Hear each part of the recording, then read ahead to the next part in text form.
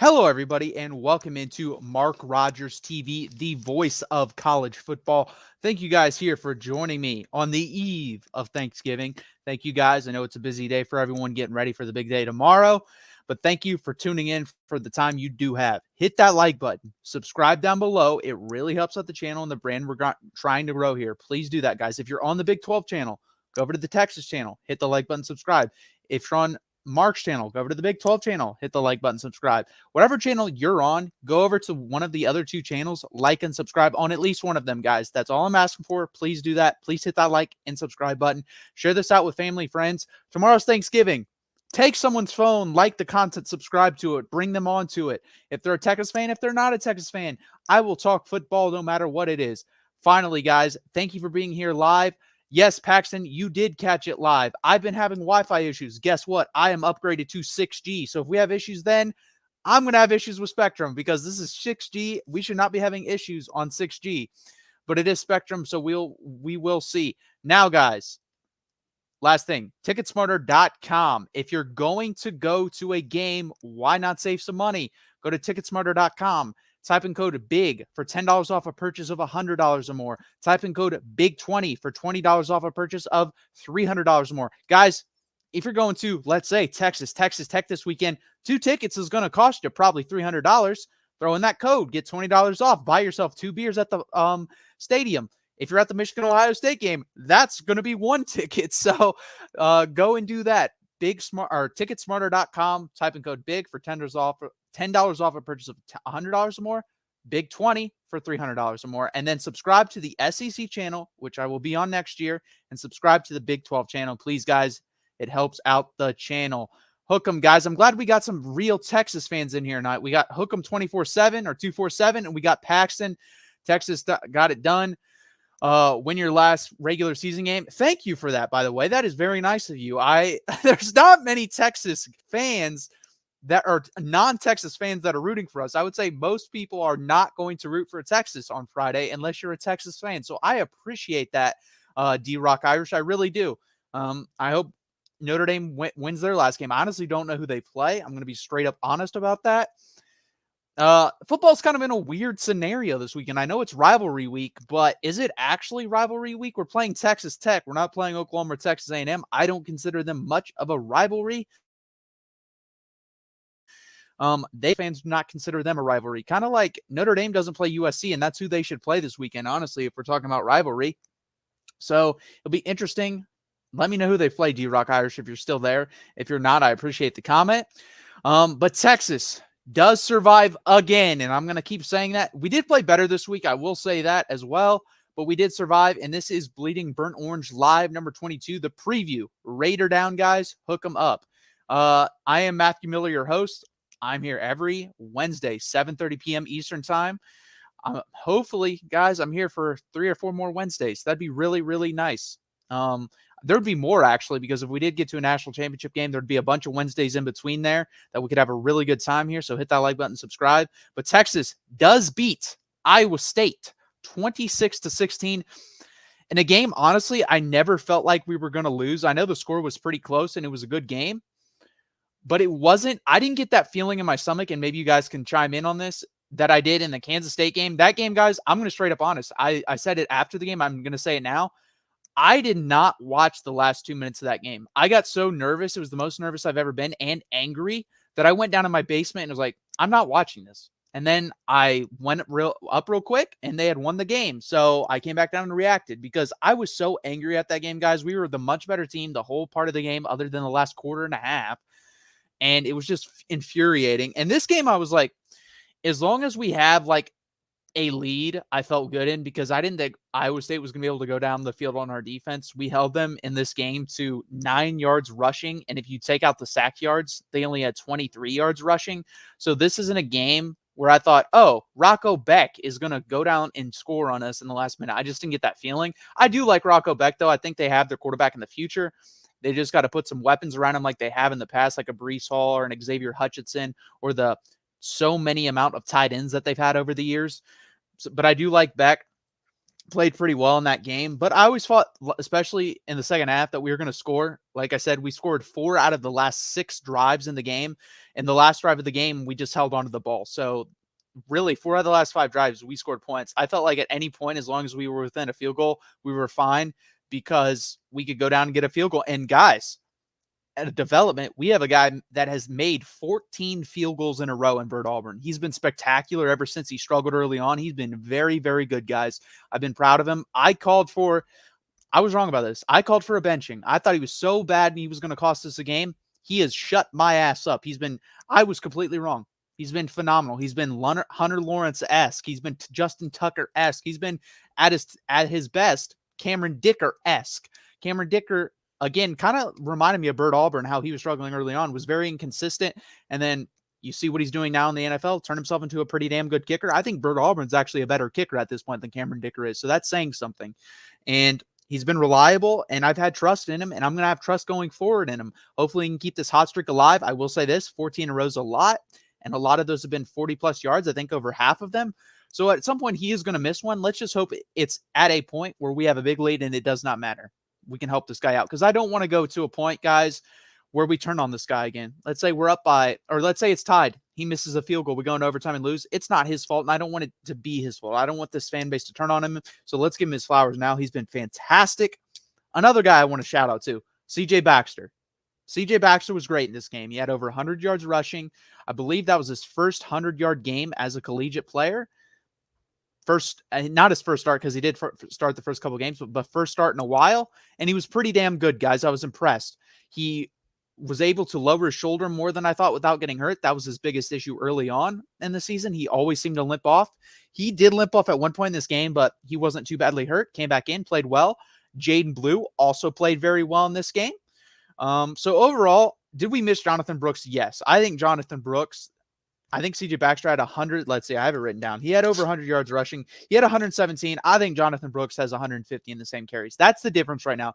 Jonathan Brooks is more patient for holes to open up. C.J. Baxter is just, give me the ball and let's run. That's maybe his running style, and that's fine, but he's still got to get used to the speed of the college game. Whereas Jonathan Brooks, I think I have the perfect comp for him. I've said this for a year and a half. Le'Veon Bell. That's exactly what it reminds me of. He's smooth, he's patient, and he's smart. And he does everything right. I'm going to miss Jonathan Brooks. I'm hoping he does come back next year. But C.J. Baxter was pretty damn good in his time back. I thought Quinn Ewers was more sharp this week. He was 22 of 33, 281 yards passing, 2 touchdowns, 0 interceptions. He did have one pass in this game that could have been intercepted. He got lucky on. But overall, after the first quarter and a half, he was a lot more decisive. Early on, he was not seeing the field at all. He was trying to force things, and Iowa State was giving him 3 to 5 yards completions. Later in the game, he started to take those. The defense loosened up, and we were able to hit them for chunk plays later in the game, and that really helped out, guys. So he did a phenomenal job of being more patient after the first, I would say, 4 drives.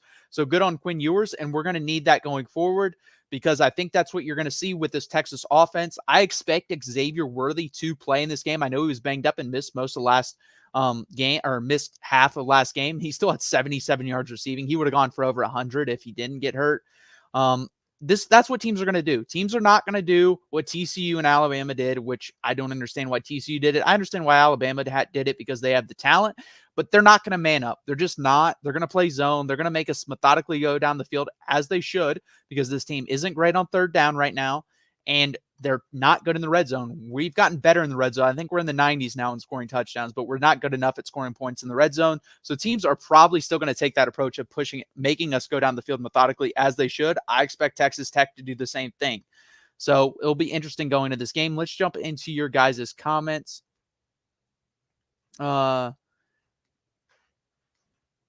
We turned the fuck up in the second half. Yes, we did. We played very well in the second half. Like I said, 4 out of the last, I'm going to say 5 drives, we scored points. That's an improvement. And this is my problem, guys. So we'll start out games very well, and then we'll go slow in the second half because we have such a lead. And then we'll be in games like this, and we'll turn it up in the second half because it was a tight game and it was needed. Can we not just do both? Can we start out hot and end hot? Because if we do that, guys, I'm going to say this, and I'm going to say it proudly. I think if we are able to put a complete game together, we are the second best team in the country.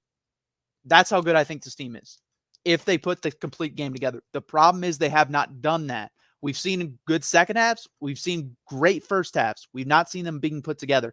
If they are put together, I think we are the second best team in the country. I'm not going to say first. I think Georgia has that right now, as they should. They're back-to-back defending national champions. But if we are able to do that with the talent we have and what I've seen in the first half and second half, we can be the second best team. And maybe the first, maybe. But that's a big if. That is a big if. I'm not saying that we are. I'm saying if we do. Paxton, let's try 100%. Get him as many touchdowns as he wants. He's a team guy. He's the Roschon Johnson of this year. I have no issue with feeding that man. QWERTY, best second half since the Bama game. Yes, it is the best. I'm trying to think. Kansas State, not a good first or second half. TCU, not a good second half. I keep saying first. Baylor, not a great second half. Oklahoma was a pretty good second half. Oklahoma was a good second half. But overall, yes, I agree. It was probably our best one second half. Thank you, Jackson, for that. Guys, click that link and subscribe there, please. Who's next? No interest in a mediocre Iowa State team. Well, we play a mediocre Texas Tech team that we should take care of, and we will get to that, Ed. We will get to that, but I'm getting your comments right now. 100% agree on this, QWERTY. Blue was short money in short yardage. That guy should have been getting playing time from the first day this season. He should have been getting more playing time, and we've seen it. When he comes in, he's explosive, and he makes plays. That's what he does. So why would you not get him the playing time he deserves, in my opinion? But again, we do have CJ Baxter, and we did have Jonathan Brooks. So I understand, but I still think he should have got 10 to 12 snaps a game, and he wasn't getting that. That's what every team says. Every team can say that, but I think Texas can actually do it. That's the thing. And the reason why I'm saying they can do it is because I've seen him play a great first half and a great second half. I'm not just saying, oh, I've only seen him play a great first half. Where's the second half? I bet they could do it. I've seen the two halves. Literally all you need to do is put them together. That's the last remaining piece of the puzzle. We can do it. I don't know why we don't, but we can. It'll be interesting if we do. Again, will we do it? That's the hardest thing to do and the hardest, honestly. And that's what's preventing us from being one. Like right now, guys, when people say Alabama should be ahead of us, I think that's a joke. Based off resume, I think that's a joke. But if you're talking about what I see with my eyes, Texas isn't one of the 4 best teams in the country right now. We're not.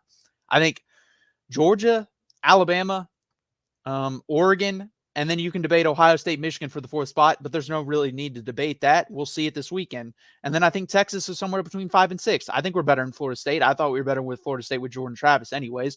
Washington, maybe. We'll see. But we're somewhere in that category, and we're not far off. And I don't know if you guys heard what I said, but yesterday on Mark's live stream, I said Texas, if I'm a Texas fan, which I am, I would rather play Ohio State and Michigan than anybody that we could possibly play in the playoff for the simple fact they're quarterbacks. They're quarterbacks versus our defense I like, and they rely heavily on the run game. Texas is the second best rushing defense in the country. So yes, that's why I think that'd be a better matchup for us. I'm not saying we'd beat them, but it's a better matchup for us. I don't want to play a team like Washington because what? Penix would shred our secondary unless we were able to get pressure on him like this. It would have to be instant pressure because if not, he would shred our secondary. Sweat better not eat too much turkey. Yeah, we're going to need him. We're going to need Byron Murphy. There's a clip going around. I think it was, I'm not 100% sure. Cole Kublik maybe posted a Byron Murphy beating a double team versus Alabama. That's absolutely insane. He's like 6 inches off the ground and somehow still beats a double team. Like he gets as low as possible and somehow stays on his feet and beats a double. It's insane. That guy's a stud. I'm praying we can keep him because if we can't keep him and Tavondre Sweat is leaving, that's a gigantic loss, guys. It's a gigantic loss. Defense will feast this game. I agree. Texas Tech does rely on the running game, and we'll get into that when we preview this in a minute. So it's going to be important. We have to stop the run. We have to put this on Baron Morton's shoulders. But the thing is, guys, what worries me is Rocco Becht. I like Rocco Becht, and I think he's better than Baron Morton. But do I think Baron Morton can hit the throws Rocco Becht was making?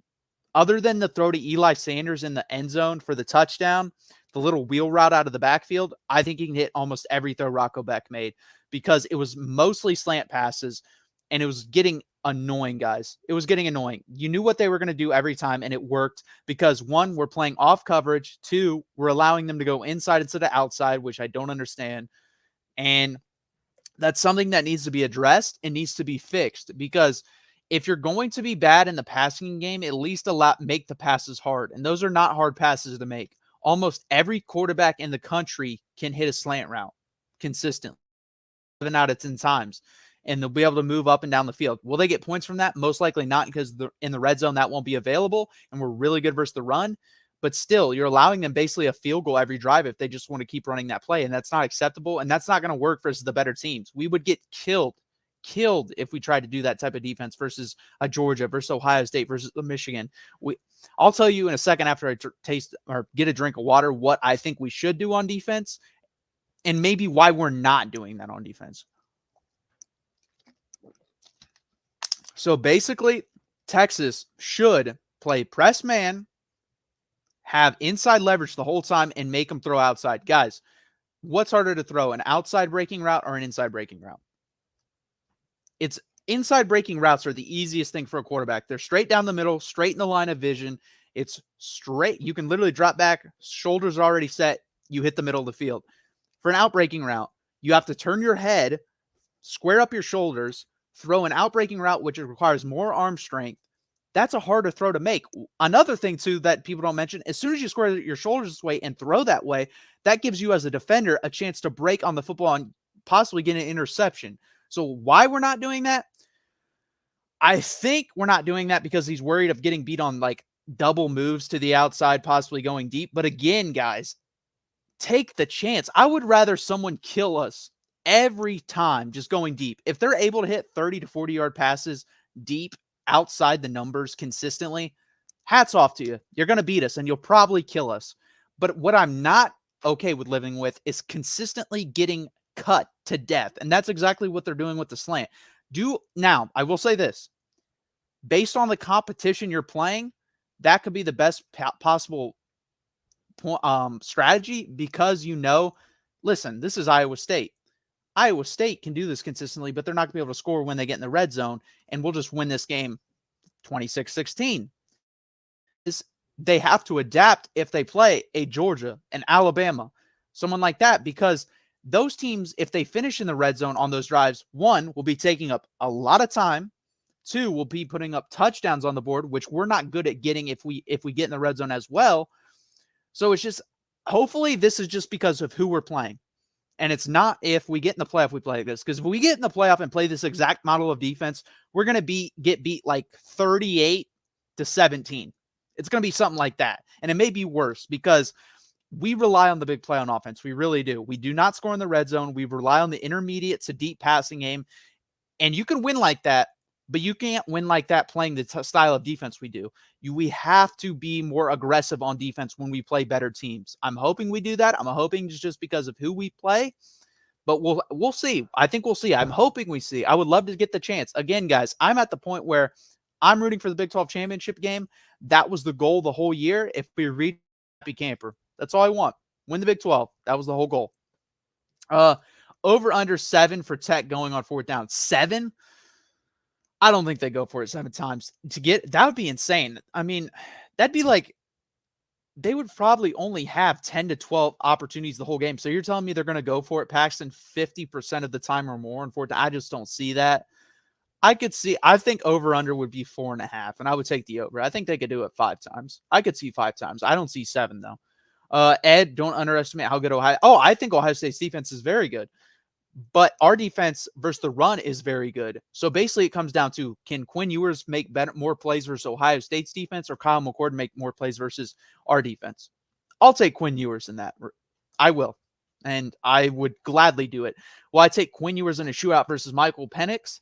Absolutely not. Will I take Quinn Ewers in a shootout versus Bo Nix? Absolutely not. Will I take Quinn Ewers in a shootout versus Carson Beck? At this point, no. Carson Beck right now, you can make an argument, is playing some of the best football in college. He's playing phenomenal, guys. He's playing better than Stetson Bennett ever did. Now, the defense is worse. If you would have put Carson Beck on the last 2 Georgia teams, Georgia beats everyone by at least 2 touchdowns. It wouldn't have been close. Carson Beck is balling out right now. We're talking about Carson Beck probably being second or third quarterback off the board next year. That's how good he's playing. Like, he's playing that damn well. I think Quinn and him, there's a possibility first. It's Quinn and him are going to be in a race next year. It's going to be very interesting. Paxton, Tech will do typical Tech stuff. I agree, but 7 times is a lot, Paxton. 7 times going forward is a lot. Hey, everyone. Hey, John. Thanks for being here. Ohio State. Come on, man.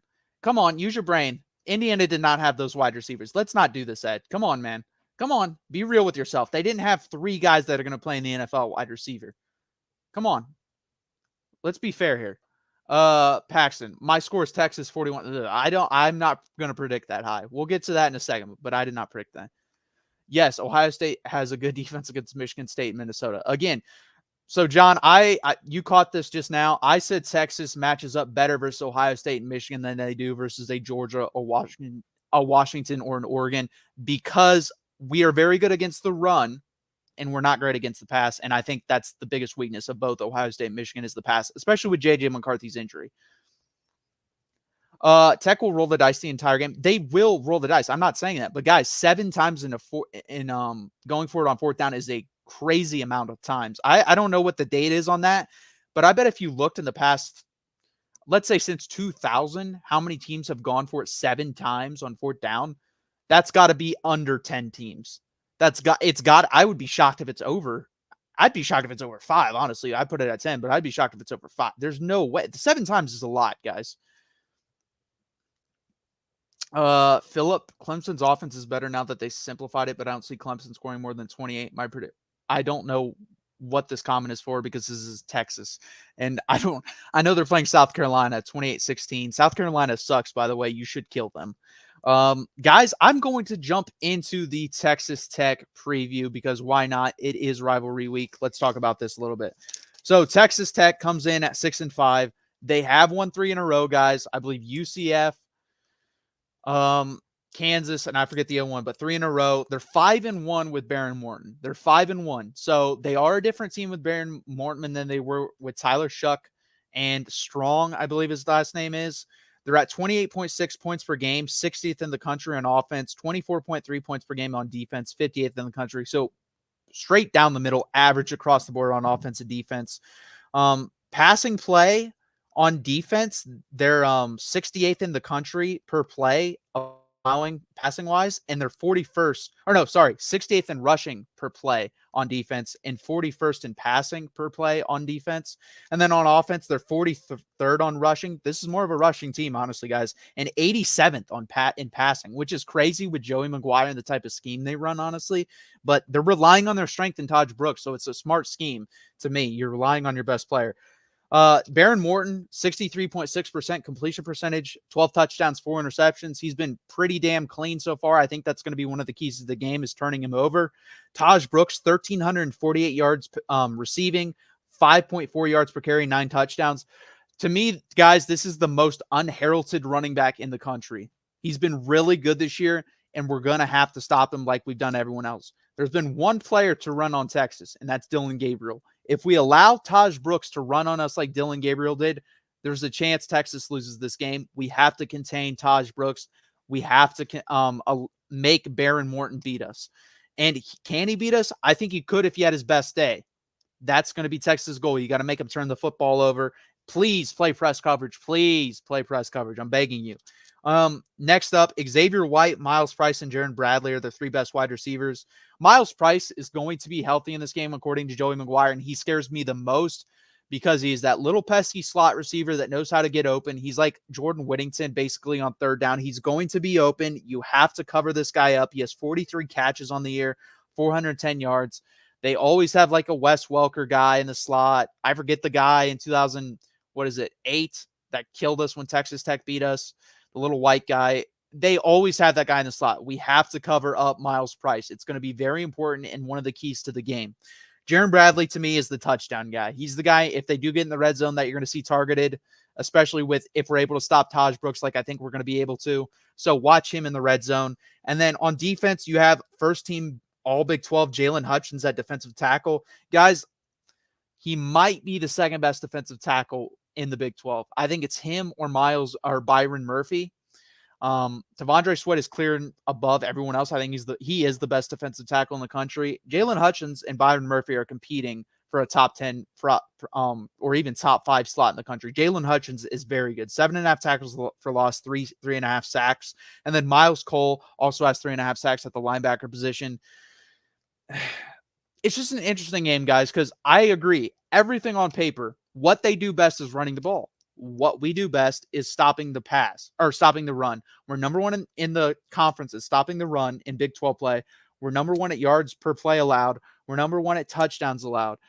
We're the worst passing defense in the conference. And I have heard, yes, that's because we stopped the run. What else are teams supposed to do? I agree with that to some extent. But 14th is still unacceptable. If you told me they're like their 9th or 10th, fine with that. Because I agree, teams are gonna have to get yards, and they're just gonna pass and scheme up passes to do so. But you don't have to be god awful at it, and that's actually what we have been. We have not been good versus the pass. I think it comes down to this. It's this simple. If Baron Morton balls out and doesn't turn the football over, they can beat us. But I think we do cause some turnovers. I think we're able to hopefully get a pick six, a fumble, something of that sorts. And also, guys, I'm predicting it. I think we're going to score a special teams touchdown. Xavier Worthy has busted a couple longs one, had the touchdown called back last week, which was it a penalty? It's a 50-50 call in my opinion. I don't think it should have been. Obviously, I'm a Texas fan, so I'm going to be a little bit biased, but it's a 50-50 call. I think we score a special teams touchdown this game, and I think that honestly is going to drain the life out of Texas Tech. I think they're going to come out guns a-blazing, no pun intended, early. I think they're going to throw everything at us early, and if we can withstand that and have the lead or be tied, we'll be perfectly fine. If we fall behind, I'll get worried then. But all we have to do is withstand the storm. That's the thing to me. Withstand the storm, guys. I think we win this game. I think it's going to be 33-20 Texas. I think we score a late touchdown with about 6-7 minutes left in the fourth quarter to pull away. And I think we score a special teams touchdown. That's going to be my prediction. 33-20 Texas with the special teams touchdown. Let's see. Paxton, they went for it 6 times last year, I believe. I could be wrong. Pull that up real quick, Paxton. Just look at Texas Tech box score. Maybe they did. If they did, you could be right. They could go for it 7 times. I could be wrong. Kyle McCord is 12-0 as the starter. I hate when people say wins are a quarterback stat because they're not. Cordy 11-0, about to be 11-1. And reports say Ryan Day is considering Texas A&M. Is that real? There's no way. Like, if that's true, and you're not just trolling me, John, that is an idiotic move by Ryan Day. It's an idiotic move when it comes to job security. It's a smart move when it comes to your wallet because he's going to make $100 to $150 million, maybe $200. Honestly, if he's leaving Texas or Ohio State, he's probably going to make $200 if this is a real report. He's not going to, but if he did, that would be crazy. JT Thompson, is burnt orange a real color? Well, there it is right there. And if you can see it, it's a real color. Yes, Paxton. Wow, they went for it 6 times. Okay, Paxton, you could be right. If they go for it 7 times, I'll give you a shout out. I don't think they will, but we'll see. 12-0. We started the game in 21. Don't argue with me. Ohio State fans and Michigan fans going at each other. That's funny. I don't see Ryan being a culture fit, and he's not. And it's a step down in prestige. The only way I think he leaves for the NFL. I agree with that, Hummus Hero. I think if he does leave, I could see the Bears. That's like the only job, honestly. I don't think anywhere else would want him, nor would I think he would want to go. Maybe the Chargers because of the prestige that job does bring, being in LA, and you have Justin Herbert. But I think the Bears would be a more likely fit. Day is almost in a Lincoln Riley situation. Time to bail soon and buy a few more. Bail soon and buy. I'm guessing he meant bail. Yeah, time to bail soon and buy a few more years somewhere else. That's a very stupid thing. The guy's won 90% of his games. He's losing to his rival, but okay, you have 1 loss a year. I swear to God, I live in Ohio, and if I hear Ohio State fans calling for a man's job that loses 1 game a year, I'm going to lose my mind. You know how fucking spoiled and entitled you have to be to call for a man's job that loses 1 game a year? 1 game a year. And people say, oh, this game means more. No, it doesn't. No, it doesn't. You know what means more? Next year, you're going to be in a 12-team playoff. And if you lose this game, guess what you can do? You can still get in the 12-team playoff and win a national championship. And guess what? if you could sign me up right now, and I think most Texas fans would agree, I will lose to Oklahoma the next decade if I can win 1 to 2 national championships and they win none. I'll sign up for that every fucking chance I can get. Every fucking chance. So I totally disagree with that sentiment. The team up north, Ohio State, PSU, and Iowa are all top 4 in the Big Ten rush and pass defense. Yes, you can do both effectively. I don't know what that comment was about, but okay. They'll be hyped for this one. More bulletin board material. Paxton, they were 6 of 8 on 4th down last year. Cordy, Mac Brown was winning 10 games a year and losing to OU 100%, and then he finally broke through and started winning. And Texas fans, I don't know if honestly I was too young. I don't know if they were calling for his job. I think they were angry at him, but I don't think they were like, fire Mac Brown because he's losing to Oklahoma. I could be completely wrong about that. And if they were, that's very stupid. And I hope we've learned from our mistakes, because let me tell you right now, Steve Sarkisian goes 0 of 10 the next year, but in the 12-team playoff, he works his magic and we win the national championship. I don't care if we lose to Oklahoma. I don't. I really don't. As a Texas fan, I want to win conference championships and national championships. That's all I care about. I don't care about, oh my God, we lost to Oklahoma. Oh my God, we lost to Texas A&M. Now, if those games were preventing us from winning a national championship or preventing us from winning an SEC championship, fine. Right now, they're preventing you from winning the Big Ten championship game, so that's fine. But again, I think most people, like Michigan, any fan in here between Ohio State and Michigan, would you rather have a Big Ten championship and beat the other person's school, or a national championship? And if you say the other one, I'm going to judge you. But you can say whatever you want. This is a free country. Paxton, let's put a bet. No, I'm kidding. I'm not going to put a bet on that. But how old are you? Drop in the chat and I'll let you know. Ed, I am calm. Listen. I deal with stupid people at work. I don't need to deal with no, I'm kidding. But you guys are awesome. Thank you for being here. But I just don't understand that. I never have understood that. I agree, rivalry games are important, but national championships and conference championships are more important. 24, Paxton, you are younger than me by a couple years. Cordy, exactly my thoughts. Beating your rivals is cool, but got to win the other games too. 100%. Like, I would rather go 11-1 and lose the Oklahoma than go 1-11 and beat Oklahoma. It does nothing for me to win one game a year. It's cool to beat Oklahoma. It really is. It's awesome. I want to beat them. If you're asking me, do I want to beat them? Of course I do. But if you're making me choose, I'm going to choose to win the other 11 games over one game, period. My comment was in response to your comment that people were saying being last in pass defense was a result of being able to run. 100%. I don't think you should be last. I 100% agree with you on that. But you're going to give up more passing yards if you're the best rushing defense, because teams are going to stop rushing the ball and throw more. That's just going to happen.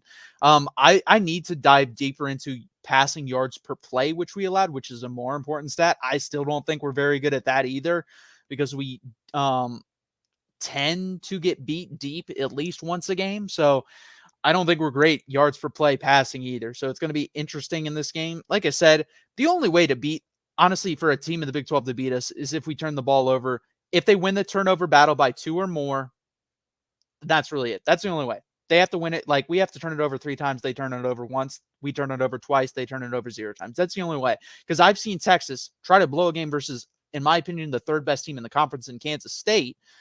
And we still won that game with our backup playing like an F second half, and we beat Kansas State. And Kansas State's a top, I think at the end of the year, they're going to be a top 18 team in the country. And we beat them with our backup quarterback playing god awful in the second half. So it's going to take a lot for us to lose versus a Big 12 team. I just want to win Friday and sit back on Saturday and see who we play. 100% Paxton. Like, this is another thing too. When's the last time Texas was in a position where all the pressure was on us? Because that's something people have not talked about too. The pressure's on us Friday. It is. There's not been a time I can remember where it's like, man, Texas has to win this game, because they haven't won a big game in a long time to get to a place they need to be. When's the last time that happened? 2018, Oklahoma. There was no pressure on us in that championship game. There was no pressure on us in the Big 12 game that year. I'm trying to think, guys. It may have been like the 2009. It was probably the 2009 Big 12 championship game versus Nebraska. That was probably the last time. This is going to be one of the biggest games of the last 15 years in Texas. It is. It's going to be one of the biggest games, because if we win, we get to where we need to be. And if we win this game, guys, it's really hard for me to see a team beating us in the Big 12 championship game, no matter who it is. One, the pressure is going to be about the same as it was in this game. And they're going to deny us something that we've been thinking about for the last probably year and a half, 2 years under Steve Sarkisian. So it's really hard for me to see us losing to an Oklahoma State and even a Kansas State or an Oklahoma. If we play Oklahoma, we're not losing. If we play Oklahoma State, I don't think we're going to lose. Kansas State, I'm still going to hold myself to this. I still think they are the hardest team to play if we do end up playing them. But Chris Klieman is, I think, 0-6 versus Texas. So it'd be an interesting. Hook 'em, Matthew. Horn's always up. I have to get the damn turkey ready. Hey, hook 'em, Paxton. OU game interests me. Yeah, OU plays TCU, correct? Yeah, it's going to be interesting. Oklahoma State plays BYU. Kansas State plays Iowa State. And I'm going to keep harping on this because I'm the only one that predicted it, and I was wrong. I said Kansas was going to be in the Big 12 championship game. I still think if Jason Bean played versus Texas Tech and played versus Kansas State, they would be in the Big 12 championship game. I still believe that. And they would for sure. I predicted 9-3. They for sure 3 if Jason Bean plays. If Jalen Daniels was healthy the whole year, there's no doubt in my mind that that team probably only has one loss, and that's to us. I mean, they're probably 11-1 with Jalen Daniels, which is crazy to say. And I really hope. I don't hate Kansas in football. I never have, never will. There's no reason to.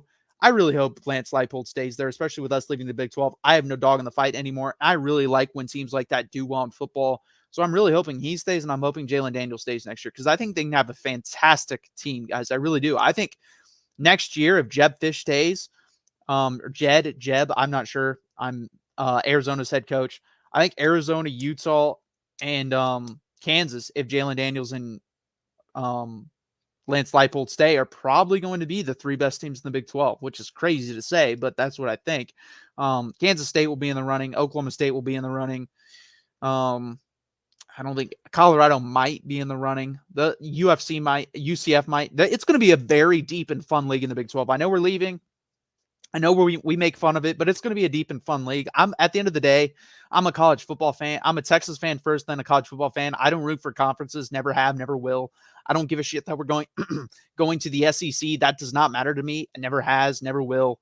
I think it's going to be funny if we get to the Big 12 championship game and we start chanting SEC, or if we're up in this Texas Tech game, I think we're going to chant SEC at the end of it. I think it's going to be hilarious, but I don't care. I don't like the SEC. I still won't like the SEC when we're there. I hope we go in there and kill people. And by the way, our schedule is looking worse and worse every day in the SEC. Like worse, and the teams we play aren't that good. We play Mississippi State next year. They're going to have a new coach. I don't think they're going to be that good. We play Kentucky next year. There's a good chance Mark Stoops is not there. Florida, they're not very good. And then Georgia's the only hard game, and they come to Austin. So it's going to be very interesting going in the SEC next year. QWERTY, I feel bad for Dave Aranda. He's been through a lot this year. Yeah, I like Dave Aranda as a person. I like him as a defensive coordinator. I told people at the beginning of the year, I thought so there's a couple teams where I tricked myself into picking better records. They were one of them.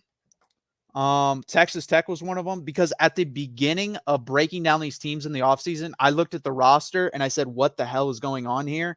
And then as I dug deeper, I tricked myself and said, no, I think they're going to be better because of this, this, and this. But at the beginning, I was ready to predict Baylor to go 5-7, 6-6, and I would have been more right. I think I had him at 7-5. Then I should have just trusted my gut, is basically what I'm saying. I should have trusted my gut because I thought Baylor was going to do worse than they were. Or worse than most people thought. And I thought, I forget the other team, but I thought that West Virginia was going to do better, and I didn't go out on a limb and pick that either. So next year, I'm trusting my gut completely. I don't care what the numbers say. I don't care what the roster looks like. I'm going to trust my gut, because if I would have trusted my gut, I would have looked like a damn genius. But the only thing I really trusted my gut on was Kansas in the Big 12 championship game, and Texas, hoping to be right on one of the two. Michigan versus the world. SEC is pretty weak after the top 2 or 3. Yeah, it is pretty weak after. I mean, I think LSU is a good team. I think Georgia's a good team. I think Alabama's a good team. I think Missouri's a good team. I would agree. It's a drop off after that. I don't believe in Ole Miss. I don't care what the record is. I don't believe in them. Yeah, I would agree. After the top, I think Missouri's good. I've watched Missouri a lot this year. They're a good football team. They're a legitimate top 12 to 14 team in the country. I think the same thing about LSU. I know they have the losses, but that offense is, they're basically just Washington with the worst defense. And there's no way there's that much of a drop off between what I think is probably the fifth or sixth best team in the country and LSU, which is probably at the end of the day, the 13th to 15th. I think that's the difference between the two, honestly, because it's just the defense is a little bit worse than Washington's. That's the only difference. So who would be the second seed in the championship game if we win Friday? So we can talk about that. So if we win Friday, we're in. If Oklahoma State wins Friday, they are in. If Oklahoma State loses, then it comes down to Kansas State and Oklahoma tiebreaker. And I believe that goes to Oklahoma. I believe. I'm not 100% sure on that. But if Kansas State or if Oklahoma State and Texas win, that's who plays. That's who's going to play. I believe if Oklahoma State or Oklahoma and Kansas State win, Oklahoma State loses, I think Kansas State or Oklahoma gets in over Kansas State. I think. I'm not 100% sure. Hell, the Big 12 doesn't even know because they've tweeted out saying there's like 288 different combinations, which I don't even think is possible. I think they're just blowing smoke out of their butt, but it's going to be interesting. I think, honestly, it's hard for me to think. I don't think both Texas and Oklahoma State are going to lose. I could see one of us losing. I don't think both of us are going to lose. So I think you're going to see either Texas and Oklahoma, one of the two in the game for sure. I think you're going to see Texas in there for sure or Oklahoma State. It's going to be one of those two versus either Kansas State or Oklahoma. That's how it's going to shake out. And we can still get in with a loss. So if we lose, Oklahoma State has to lose, and so does Oklahoma, and then Kansas State has to win, and then we're in. I don't know who we play in that scenario. But at the end of the day, I think it's probably going to be Texas and Oklahoma State. That's what I'm rooting for. That's what I'm hoping for. It'd be nice to send the Cowboys out with the loss in the Big 12 championship game. We played everyone else. We've beaten mostly everyone else other than Oklahoma, so it would be nice to beat them. Guys, I think that's going to do it for today. My throat is killing me now. I've been talking all day. So, guys, hit that like button. Hit that subscribe button. Go over to the Big 12 channel, do the same thing. Go over to the Texas channel and do the same thing. This has been another edition, the 22nd edition of Bleeding Burnt Orange, live number 22. So, again, I will be here Friday at 10:30 Eastern time, breaking down the Texas and Texas Tech game. Come join me here. I will be back here on the main channel. Texas, my prediction at least, Texas 33, Texas Tech 20 on Friday after Thanksgiving. Black Friday edition, guys. Join me at 7:30 or 10:30 p.m. Eastern time. Hook 'em, guys. Let's get to that Big 12 championship game. Thank you guys for coming.